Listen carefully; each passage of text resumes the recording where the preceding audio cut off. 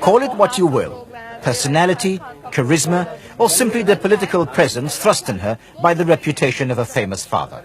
Whatever it is, Benazir Bhutto has it. Every day, small groups assemble outside her house. She hears complaints and receives petitions, almost in the manner of an Eastern potentate of old. Yet Benazir Bhutto has no political office, and for the time being, she's not running for one either. But few would contest that in the transformation of her country from martial law to democracy, it might be impossible to deny Miss Bhutto a role. Exiled and imprisoned, Benazir Bhutto is now politically on the defensive. When her call for an early election was ignored, she was compelled to think again. Now she's embarked on a painstakingly slow journey across a political terrain strewn with innumerable difficulties. Goodbye, thank you.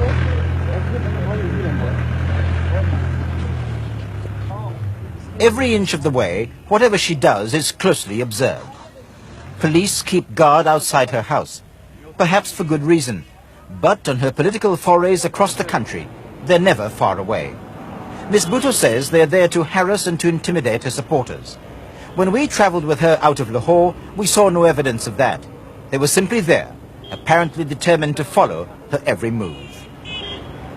It had been a lonely, uninspiring convoy which left the city, eliciting at first little interest, save the occasional huddles of people stopping to watch the motorcade go by.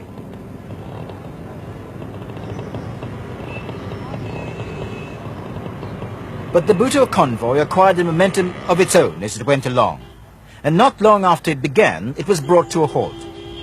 A group of supporters, warned about the visit in advance, had simply blocked the road.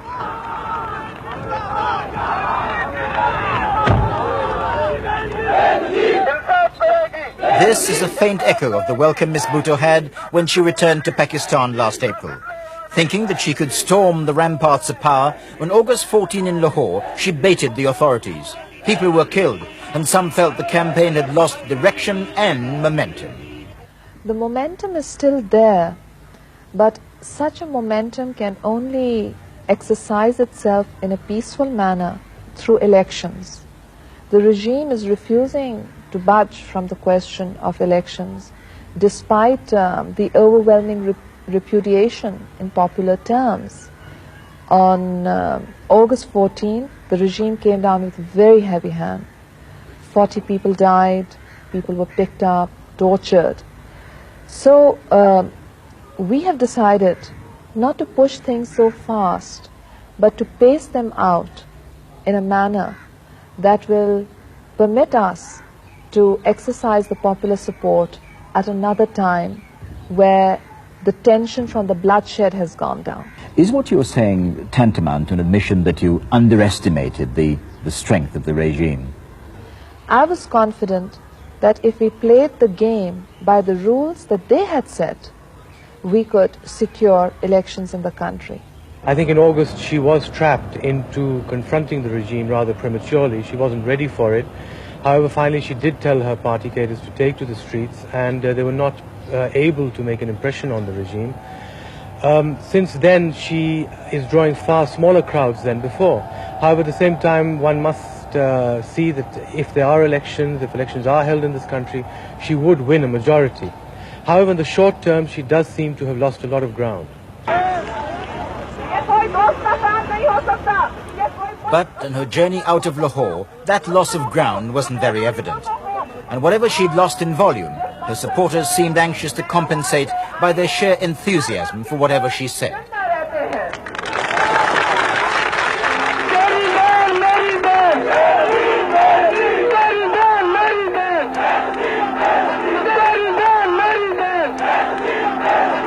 That in itself may be a problem, because the future of Miss Bhutto's party will depend ultimately on much more than the adulation she clearly attracts. Her view is that the movement which she began faltered only because of the force of government repression. Even those who might agree with that will add another argument. It is that while Miss Bhutto is still able to draw the crowds, her party still lacks structure and basic organizational cohesion. Basically, in our view, she's surrounded by a lot of fawning flunkies. she has not banked on an organization of the party which was essential in this situation. She is coping with a lot of in-house problems, ideological problems, lack of clarity on issues, and if she had set up a cadre and had good leaders around her, a good team around her, she would have done much better. She's not been able to do that. I think the organization certainly had a great degree of dynamism, but force is force. For instance, I refuse to believe that the people of Indonesia don't want to exercise their rights. I refuse to believe the people of Argentina, Chile, South Africa don't want to exercise their rights. But tyranny is tyranny, force is force, and it was really repression which crushed the movement rather than any lack of dynamism on the part of the party.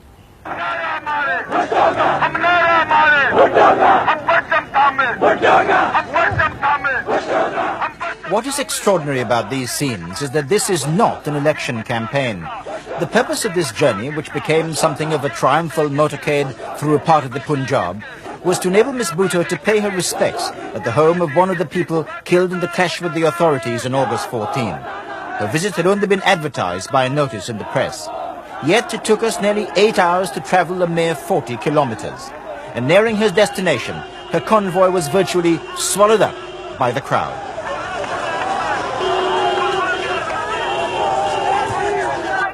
But crowds alone may be insufficient to propel Miss Bhutto to power in Pakistan. The government will continue to monitor her campaign as it develops, and, denied the chance to test her popularity against the ruling party in mid-term elections, she could be faced with a long, debilitating campaign. And even if she survives that, the way ahead will not be easy.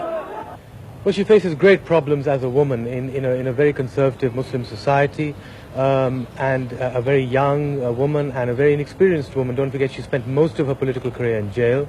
She's had no experience in the political field. She doesn't even know who the major politicians in her party are, and she's learning the ropes slowly. I think she did get carried away by the Cory Aquino syndrome, definitely. But I think she's also not quite aware of some of the power realities of Pakistan. The Pakistani power structure, the military, the bureaucracy, and the amount of vested interests which is going to prevent the return of the Bhutto family at all cost. Many people always tell me, oh Benazir, you can afford to wait. Why do you risk so many things? But the country is not. I don't know whether the country has the time, whereas I may have it. Can you afford to wait? As a person, I can, but I'm not in politics as a person. I'm there for Pakistan, and for Pakistan, I don't think Pakistan can afford to wait till 1990. 1990 is a reference to the year when the next elections are due. The problem for Miss Bhutto's Pakistan People's Party is that of keeping alive the interest in her return and in policies radically different from those of the party in power. Crowds like these have become part of the tradition of politics in the subcontinent. Benazir Bhutto, heir to the possible fortunes of a political dynasty, is only too well aware that if she is to succeed, she must translate this kind of interest into concrete support for her party and for its policies. Trevor McDonald, ITN, Lahore in Pakistan.